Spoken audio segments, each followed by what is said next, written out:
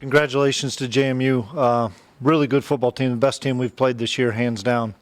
And they had a great game plan. They have really good players, and hats off to them. They did a great job. As far as our guys are concerned, we got a bunch of friggin' warriors. We have a bunch of warriors in that locker room that did something that's never been done before in college football, and battled through, you guys know it, all the adversity they battled through on the field, off the field this year. And not very many people thought we maybe could get to this moment, but those guys,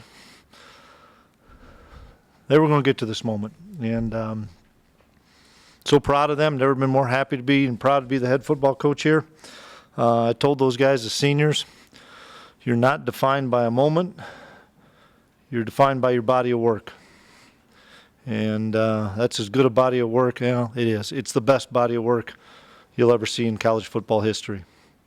And so we're disappointed, but we are not going to be miserable. We lost a football game. Life moves on.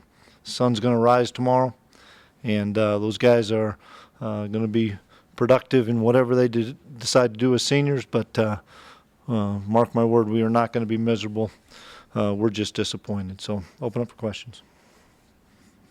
Their running back, Chris, can you describe him and what he did to you guys? Wow, good football player, yeah. We missed some fits on him, and then he broke some tackles, and just a dynamite player. And we knew he was really good coming in. You don't gain 1,500 yards against air. He was a good player, and we did some good things on him, and we just missed some fits that typically we don't do, and when you miss a fit against a kid like that, it's a big play. What did they do defensively, Chris, that made it really hard for you guys to run the ball tonight? Well, they played man coverage and blitzed a lot, and that's something that we thought could happen, and they weren't going to stay in their base. When they stayed in their base, I thought we did some really good things. But when they pressured and blitzed, they wreaked some havoc on us, and they played really tight man-to-man coverage and made it difficult on us, and a really good game plan by them. Just talk about the sequence where they had the field goal to take the lead. Looks like you had a sack or a timeout, then it looks like they're going to punt and the offsides, and just talk about how that whole sequence played. Well, Brad says he wasn't offsides. They called him offsides, and so it's 5 yards closer. But I don't know why they didn't try the field goal before. The kid made it. Would have been good from 65, and he makes a 45-yarder. And but they capitalized on a mistake, and give him credit. Really an odd game, Coach. First and fourth quarters for them, second and third for you. It's just. Yeah, we were a little tight, I think, to start, and just couldn't settle in a little bit, and had us on our heels. And then once we did settle in, the crowd was electric all night. That was a really great crowd, and they were a big factor. Obviously, there was a ton of false starts, which I think was due to the crowd. And once we settled in and we were able to move the football and get that thing tied at 17, and then created the turnover with Robbie's pick, and had the momentum on our side, and just didn't capitalize. Is there such thing, Chris, as a pressure of 5 straight titles in these kids' minds? That's a good question, Jeff. I don't think so. And here's the way I put into it. We won the title in 11 and 12 with a bunch of really sophomore-related guys in 11, and then in 12, Sam and us made it back 11 and 12. 13, we had everybody back, really good football team. Sam Houston had everybody back. They don't get here. Okay, go to 13, we beat Towson. Well, did Towson ever make it back? No. Did the Bison? You bet. Let's go to 14. Illinois State plays the Bison in the national championship game with a bunch of juniors. And everybody thought they were going to get back there. They didn't get back there. Our guys resolve, and they did. Well, then lo and behold, this year, or last year, we get to the championship game with a backup quarterback as a redshirt freshman. Carson comes in and plays and does an unbelievable job.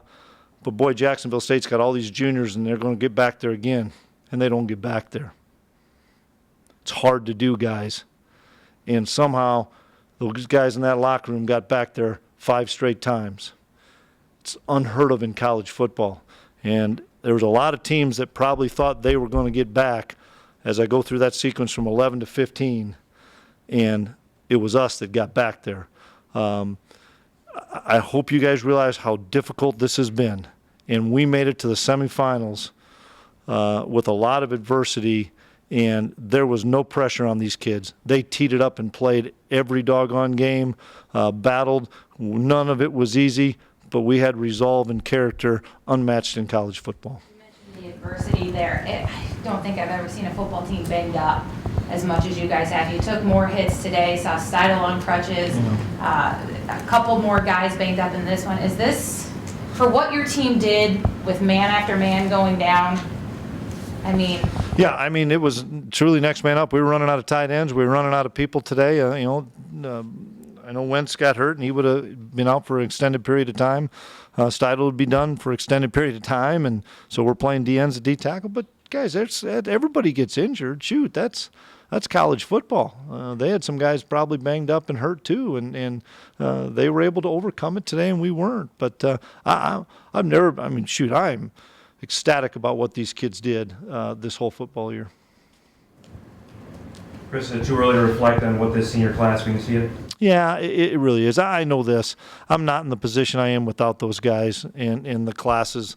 14 my first year, 15 my second year, 16 my third year. I'm not in the position I am without all those guys and the effort and the hard work and the commitment and the belief in me to be where I'm at today. The reason I'm here.